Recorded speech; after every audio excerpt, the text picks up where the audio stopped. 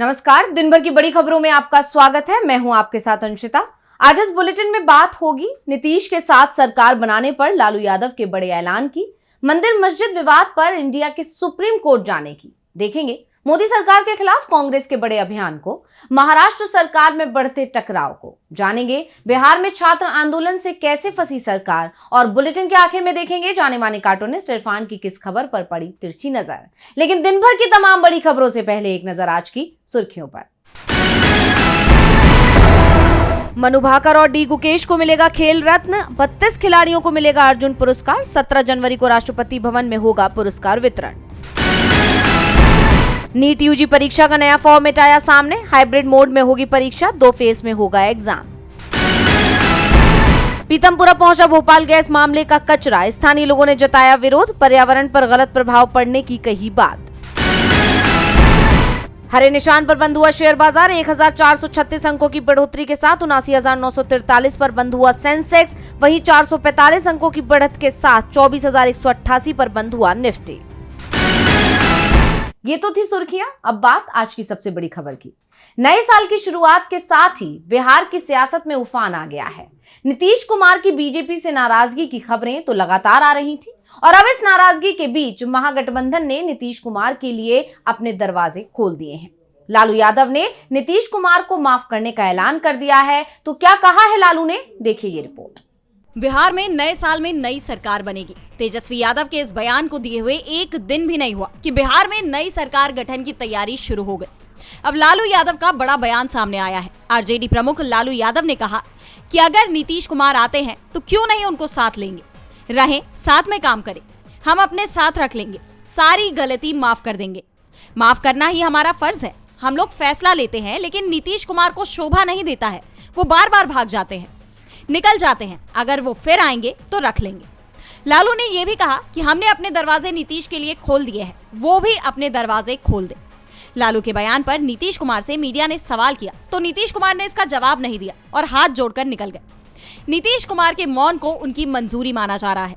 इस बीच ललन सिंह का बयान भी आया है और उन्होंने लालू यादव के बयान पर कहा कि छोड़िए ना, लालू जी क्या बोलते हैं, लालू जी क्या नहीं बोलते हैं, ये लालू जी से जाकर पूछिए। ललन से जब तेजस्वी यादव के नए साल में सरकार बनाने को लेकर सवाल किया गया तो उन्होंने कहा कि छोड़िए ना, कौन क्या बोलता है उस पर हम प्रतिक्रिया देते रहे।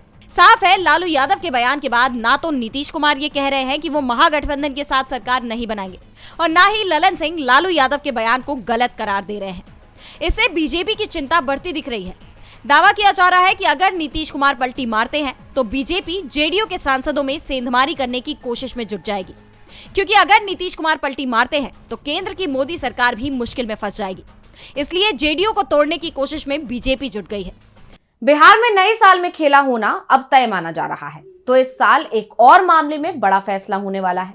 कुछ समय से देश में मंदिर मस्जिद को लेकर विवाद खड़े हो रहे हैं, वर्शिप एक्ट पर सवाल खड़े हो रहे हैं, और अब इस कानून को लेकर इंडिया गठबंधन भी सुप्रीम कोर्ट जाने की तैयारी में है। तो क्या है पूरा मामला, देखिए ये report. Places of worship act 1991 को लेकर विपक्ष के कई राजनीतिक दल भी सक्रिय हो गए हैं। विपक्षी दलों का गठबंधन इंडिया भी इस एक्ट को लेकर सुप्रीम कोर्ट का रुख करने की तैयारी कर रहा है। इंडिया गठबंधन कोर्ट में हस्तक्षेप अर्जी दायर करेगा। इससे पहले कुछ विपक्षी दलों की ओर से इस एक्ट को लागू करने के लिए सुप्रीम कोर्ट में याचिकाएं लगाई जा चुकी हैं। दरअसल सुप्रीम कोर्ट में एआईएमआईएम के प्रमुख और सांसद असदुद्दीन ओवैसी की उस याचिका पर सुनवाई हुई जिसमें 1991 के प्लेसेस ऑफ वर्शिप एक्ट को लागू करने की मांग की गई है। इस कानून के तहत किसी स्थान के धार्मिक चरित्र को उस जैसा ही बनाए रखने की बात कही गई है जैसा वो 15 अगस्त 1947 के समय था। मुख्य न्यायाधीश जस्टिस संजीव खन्ना और जस्टिस संजय कुमार की बेंच ने आदेश दिया कि ओवैसी की तरफ से दाखिल नई याचिका को इस मामले पर लंबित अन्य मामलों के साथ जोड़ा जाए। साथ ही ये भी कहा कि अगले महीने 17 फरवरी को उनके समक्ष मामले की सुनवाई की जाएगी। ओवैसी के वकील फुजैल अहमद अयूबी ने कोर्ट को बताया कि उन्होंने अपनी याचिका में केंद्र को कानून का प्रभावी क्रियान्वयन तय करने का निर्देश देने का अनुरोध किया है।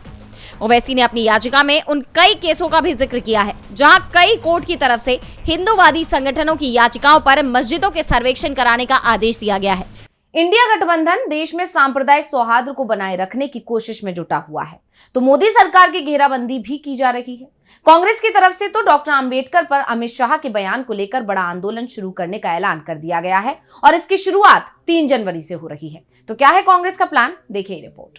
कांग्रेस 3 जनवरी से देश भर में जय बापू जय भीम जय संविधान अभियान शुरू करेगी। अभियान का समापन 26 जनवरी को डॉक्टर भीमराव अंबेडकर की जन्मस्थली मध्य प्रदेश के महू में होगा। कांग्रेस महासचिव जयराम रमेश ने कहा कि महात्मा गांधी की विरासत और संविधान को बचाने के लिए हर ब्लॉक, जिले और राज्य में रैलियां की जाएंगी। उन्होंने कहा कि जरूरत पड़ी तो अभियान 26 जनवरी के बाद भी जारी रहेगा। अप्रैल 2025 में गुजरात में AICC का सेशन आयोजित किया जाएगा। आपको बता दें कि ये अभियान 27 दिसंबर को शुरू होना था। कर्नाटक के बेलगावी में 26 दिसंबर को हुए कांग्रेस के अधिवेशन में अभियान को 27 दिसंबर से शुरू करने का फैसला लिया गया था, लेकिन 26 दिसंबर को पूर्व प्रधानमंत्री मनमोहन सिंह का निधन हो गया, जिसके बाद 7 दिन के राष्ट्रीय शोक की घोषणा कर दी गई थी। इसलिए अभियान को आगे बढ़ा दिया गया था। बेलगावी अधिवेशन में अभियान शुरू करने का फैसला कांग्रेस के 39वें अधिवेशन के 100 साल पूरे होने पर 2 दिवसीय अधिवेशन 26 और 27 दिसंबर को होना था। हालांकि पूर्व PM सिंह के निधन के बाद अधिवेशन रद्द कर दिया गया। पहले दिन 26 जनवरी से 1 साल तक चलने वाली संविधान बचाओ राष्ट्रीय पदयात्रा शुरू करने का फैसला लिया गया था। बैठक के पहले दिन मल्लिकार्जुन खड़गे और राहुल गांधी ने स्पीच दी थी। राहुल गांधी अधिवेशन में शामिल नहीं हुए, लेकिन उन्होंने पत्र के जरिए कार्यकर्ताओं को संबोधित किया था। अधिवेशन में 300 से ज्यादा नेता मंथन के लिए पहुंचे थे। बैठक के बाद पार्टी नेता जयराम रमेश का भी बयान आया था। उन्होंने कहा था कि हमारा मानना है कि भारत जोड़ो यात्रा ने कांग्रेस को संजीवनी दी थी। इससे कांग्रेस की राजनीति में एक महत्वपूर्ण मोड़ आया था। हमने भारत जोड़ो न्याय यात्रा भी निकाली थी। तो अब कांग्रेस की इस यात्रा ने बीजेपी की टेंशन को बढ़ा दिया है, क्योंकि भारत जोड़ो यात्रा की वजह से ही लोकसभा चुनाव में बीजेपी को देश भर में नुकसान हुआ था। ऐसे में अब जब उसी तरह की एक नई यात्रा निकलने वाली है तो बीजेपी को नुकसान पहुंच सकता है, ऐसा दावा किया जा रहा है और ये बात खुद बीजेपी को भी समझ में आ रही है। कांग्रेस के प्लान से पहले ही बीजेपी बैकफुट पर दिखाई दे रही है, तो उसकी मुश्किलों को उसके सहयोगियों ने भी बढ़ा दिया है। महाराष्ट्र में नई सरकार बने अभी 1 महीना भी नहीं हुआ है कि सरकार के अंदर टकराव साफ साफ दिखाई दे रहा है। करीब 2 सप्ताह बाद भी शिवसेना के आधे मंत्रियों ने विभागों का काम नहीं संभाला है, तो क्यों मंत्री अपनी ही सरकार से दिखाई दे रहे हैं नाराज? देखिए ये रिपोर्ट। महाराष्ट्र में महायुति सरकार में खटपट की खबरें लगातार आ रही हैं। पहले एकनाथ शिंदे और फिर अजित पवार के नाराज होने की खबरें आ रही थी और अब मंत्रिमंडल में शामिल मंत्रियों की नाराजगी की खबरें आने लगी हैं। सरकार में शामिल 9 मंत्रियों ने अभी तक मंत्रालय का काम नहीं संभाला है और जिन मंत्रियों ने अपने कार्यालय से दूरी बनाए रखी है उसमें शिवसेना के मंत्रियों की संख्या सबसे ज्यादा है। शिवसेना के आधे मंत्रियों ने पद ग्रहण नहीं किया है, जिसके बाद कहा जा रहा है कि ये एकनाथ शिंदे की नाराजगी का असर हो सकता है। जिन मंत्रियों ने अभी तक पद ग्रहण नहीं किया है उसमें शिवसेना के 6, बीजेपी के 2 और 1 मंत्री NCP का है। इसमें शिवसेना के जलापूर्ति मंत्री गुलाब राव पाटिल, उद्योग मंत्री उदय सामंत, रोजगार गारंटी मंत्री भरत गोगावले, सार्वजनिक स्वास्थ्य मंत्री प्रकाश अबितकर, वित्त एवं योजना राज्य मंत्री आशीष जायसवाल और गृह राज्य मंत्री योगेश कदम का नाम शामिल है। वहीं बीजेपी से डेयरी विकास मंत्री अतुल सावे और सामाजिक न्याय एवं अधिकारिता राज्य मंत्री माधुरी मिसाल का नाम शामिल है। अब बात करें अजित पवार के विधायकों की, तो खेल एवं अल्पसंख्यक मंत्री दत्ता भरणे ने अभी तक अपना पदभार नहीं संभाला है, जिसके बाद ये दावे किए जा रहे हैं कि अधिकांश मंत्री खुद को मिले मंत्रालय से खुश नहीं है। इसे लेकर NCP शरद पवार गुट के प्रवक्ता महेश तापसे ने निशाना साधा है। उन्होंने कहा कि फडणवीस सरकार के मंत्रियों को पता है कि सरकार के पास अभी काम करने के लिए कुछ भी नहीं है, सरकार चलाने के लिए जो प्लानिंग होती है वो भी नहीं है, इसलिए अभी कुछ मंत्री आराम से बैठे हुए हैं। इस बीच ये भी खबर सामने आ रही है कि देवेंद्र फडणवीस ने नए साल पर कैबिनेट की मीटिंग बुलाई थी। इस मीटिंग में भी उन्होंने मंत्रियों को कार्यभार संभालने का आदेश दिया था, लेकिन उनके इस आदेश का अब तक असर नहीं हुआ है। मंत्रालयों को लेकर एनडीए सरकार में पहले दिन से ही टकराव दिख रहा है। कहीं शिंदे नाराज होते हैं तो कहीं अजीत। अब 9 मंत्री नाराज हैं। वैसे एनडीए सरकार से नाराजगी की खबरें बिहार से भी आ रही हैं। यहां बीजेपी की चिंता छात्रों के आंदोलन ने बढ़ा दी है। बीपीएससी के छात्र 2 सप्ताह से सड़क पर आंदोलन कर रहे हैं और अब उन्होंने बिहार बंद का ऐलान कर दिया है। तो क्या है छात्रों का प्लान? देखिए रिपोर्ट। बिहार में छात्रों का आंदोलन और तेज होता जा रहा है। अब छात्रों के प्रदर्शन के समर्थन में छात्र युवा शक्ति के बैनर तले 3 जनवरी को बिहार बंद का आह्वान किया गया है। इस दौरान राज्य से गुजरने वाले नेशनल हाईवे, स्टेट हाईवे और ट्रेनों को रोकने की बात कही गई है। पूर्णिया से निर्दलीय सांसद पप्पू यादव भी लगातार छात्रों के हक के लिए आवाज बुलंद कर रहे हैं और अब एक बार फिर उनका बयान सामने आया है। उन्होंने एनडीए सरकार को चेतावनी देते हुए कहा कि मैं बच्चों के भविष्य के साथ कोई समझौता नहीं करूंगा। किसी भी सीमा पर जाना हो तो हम जाएंगे। पेपर लीक को मैंने चुनौती में लिया है। जब तक हम नालंदा के पेपर लीक के मामले के चोली दामन के संबंध वाले पूरे साम्राज्य को खत्म नहीं करेंगे, तब तक चैन से नहीं बैठेंगे। आपको बता दें कि इससे पहले 30 दिसंबर 2024 को भी बिहार के कई जिलों में रेल चक्का जाम किया गया था।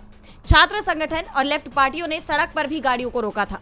दरभंगा में दिल्ली जाने वाली ट्रेन को रोका गया, तो वहीं आरा में बक्सर पटना पैसेंजर ट्रेन को रोका गया था। साफ है, छात्रों का प्रदर्शन शांत होता नहीं दिख रहा है, बल्कि 4 जनवरी से पहले आक्रोश बढ़ता जा रहा है। दरअसल 4 जनवरी को सिर्फ एक सेंटर बापू परीक्षा परिसर पर बीपीएससी प्री परीक्षा का री एग्जाम होने वाला है और छात्र इसका विरोध कर रहे हैं। उनकी मांग है कि पूरी परीक्षा दोबारा करवाई जाए। उनका आरोप है कि पेपर लीक हुआ है, लेकिन सरकार इसे मानने को तैयार नहीं है। ऐसे में ये विवाद बढ़ता ही जा रहा है और अब बुलाए गए इस बिहार बंद के समर्थन में सांसद पप्पू यादव उतर रहे हैं, तो देखना ये होगा कि ये कितना असरदार रहने वाला है। क्या 4 जनवरी की परीक्षा हो पाएगी या छात्रों की मांग के आगे सरकार झुकेगी? बिहार में इसी साल चुनाव होने हैं और चुनाव से पहले छात्रों के आंदोलन ने बीजेपी को चिंता में डाल दिया है। वैसे बिहार से पहले दिल्ली में चुनाव है। 4 दिन बाद दिल्ली में चुनाव का ऐलान होने वाला है। आम आदमी पार्टी चुनाव की तैयारियों में लीड लेती दिखाई दे रही है और इस बीच केंद्रीय कृषि मंत्री शिवराज ने आप को घेरने की कोशिश की, लेकिन दांव उल्टा ही पड़ गया। क्या है पूरा मामला, देखिए रिपोर्ट। दिल्ली चुनाव को लेकर राज्य का सियासी पारा बढ़ने लगा है। केंद्रीय कृषि मंत्री शिवराज सिंह चौहान ने दिल्ली के सीएम आतिशी को चिट्ठी लिखी है। इस चिट्ठी में शिवराज सिंह चौहान की शिकायत है कि दिल्ली सरकार कृषि मंत्रालय की योजनाओं को राज्य में लागू नहीं होने दे रही है। शिवराज ने अपनी चिट्ठी में लिखा कि आपकी सरकार ने कभी भी दिल्ली में किसानों के हित में उचित फैसले नहीं लिए हैं। केंद्र सरकार की किसान हितैषी योजनाओं को भी आपकी सरकार ने दिल्ली में लागू होने से रोका है। आपकी सरकार की किसानों के प्रति कोई सहानुभूति नहीं है। आज दिल्ली के किसान परेशान और चिंतित है। दिल्ली सरकार द्वारा केंद्र की कई किसान कल्याण योजनाओं को लागू नहीं किए जाने के कारण किसान भाई बहन इन योजनाओं के लाभ से वंचित हो रहे हैं। अब कृषि मंत्री की इस चिट्ठी पर सीएम आतिशी ने करारा पलटवार किया है। आतिशी का कहना है कि बीजेपी का किसानों के बारे में बात करना वैसा ही है जैसे दाऊद अहिंसा पर प्रवचन दे रहा हो। जितना बुरा हाल किसानों का बीजेपी के वक्त हुआ, उतना कभी नहीं हुआ। पंजाब में किसान अनशन पर बैठे हैं। मोदी जी से कहिए उनसे बात करें। किसानों से राजनीति करना बंद करो। बीजेपी राज में किसानों के साथ हिंसा की गई। यानी देखा जाए तो फरवरी में दिल्ली का चुनाव होना है, जिसकी तारीखों का ऐलान कभी भी किया जा सकता है। लेकिन इससे पहले ही राज्य की सियासत में इस तरह के वार पलटवार का दौर शुरू हो गया है, जिसे लेकर दिल्ली का सियासी पारा हाई है। दिल्ली के सीएम आतिशी ने शिवराज पर जबरदस्त पलटवार किया है, जिससे बीजेपी की चिंता बढ़ती दिख रही है, तो किसानों के आंदोलन को लेकर भी चिंता बढ़ती जा रही है। किसान नेता डल्लेवाल के अनशन को लेकर आज सुप्रीम कोर्ट ने फिर से सरकार को फटकार लगाई है। तो क्या है पूरा मामला, देखिए रिपोर्ट। किसानों के आंदोलन को लेकर सरकार अब सुप्रीम कोर्ट के निशाने पर आ गई है। हरियाणा पंजाब के खनौरी बॉर्डर पर 38 दिनों से अनशन पर बैठे किसान नेता जगजीत सिंह डल्लेवाल को लेकर सुप्रीम कोर्ट के तेवर काफी सख्त दिख रहे हैं। एक बार फिर इस मामले में 2 जनवरी को सुप्रीम कोर्ट में सुनवाई हुई। इस दौरान कोर्ट ने एक बार फिर पंजाब सरकार को कड़ी फटकार लगाई है। सुप्रीम कोर्ट ने कहा है कि जानबूझकर हालात बिगाड़ने की कोशिश हो रही है। हमने कभी अनशन तोड़ने को नहीं कहा। आपका रवैया ही सुलह करवाने का नहीं है। कुछ तथाकथित किसान नेता गैर जिम्मेदाराना बयानबाजियां कर रहे हैं। इसके अलावा सुप्रीम कोर्ट ने यह भी कहा कि हमें डल्लेवाल को अस्पताल में भर्ती कराने के आदेश की कंप्लायंस रिपोर्ट चाहिए। इस सुनवाई के दौरान पंजाब के डीजीपी और चीफ सेक्रेटरी भी वीडियो कॉन्फ्रेंसिंग के जरिए मौजूद रहे। आपको बता दें कि शंभू बॉर्डर के बाद अब खनौरी बॉर्डर भी किसानों के संघर्ष का प्रमुख केंद्र बन गया है, जहां एमएसपी की कानूनी गारंटी समेत अन्य 13 मांगों को लेकर किसान नेता डल्लेवाल अनिश्चितकालीन अनशन पर बैठे हुए हैं। लेकिन उनकी मांगों के आगे सरकार झुकती हुई नहीं दिख रही है। ऐसे में सुप्रीम कोर्ट अब सख्त दिखाई दे रहा है। किसानों के मसले का हल निकालने के लिए कोर्ट ने 3 जनवरी को हाई पावर कमेटी की बैठक भी बुलाई है। लेकिन खबर ये आ रही है कि संयुक्त किसान मोर्चा इसका बहिष्कार करेगा। अब इस बैठक में कोई हल निकलता है या नहीं, ये देखने वाली बात होगी। सुप्रीम कोर्ट में अब 6 जनवरी को डल्लेवाल मामले के साथ साथ हरियाणा सरकार की शंभू बॉर्डर खोलने के खिलाफ दायर पिटीशन पर भी सुनवाई होगी। और बुलेटिन के आखिर में देखेंगे जाने माने कार्टूनिस्ट इरफान की किस खबर पर पड़ी तो अच्छी नजर।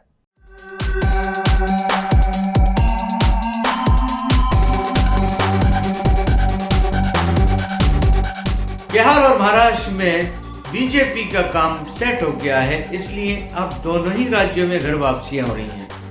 एक तरफ अजीत पवार और शरद पवार के होने की अटकलें चल रही हैं, तो दूसरी तरफ नीतीश कुमार और लालू यादव के भी एक होने की बात हो रही है। मैं तो इस बात को पहले से कहता रहा हूं कि अजीत पवार और शरद पवार दोनों ही एक हैं। दरअसल में अजीत पवार शरद पवार के रिप्रेजेंटेटिव के रूप में ही सत्ता के अंदर काबिज थे। या ये कहना चाहिए कि बीजेपी का अब काम खत्म हो गया है, इसलिए दिल्ली में बैठे हुए बिग बॉस ने जब कहा कि फ्रीज हो जाओ तो फ्रीज हो गए थे, और जब बिग बॉस ने कहा कि रिलीज हो जाओ अब रिलीज हो रहे हैं।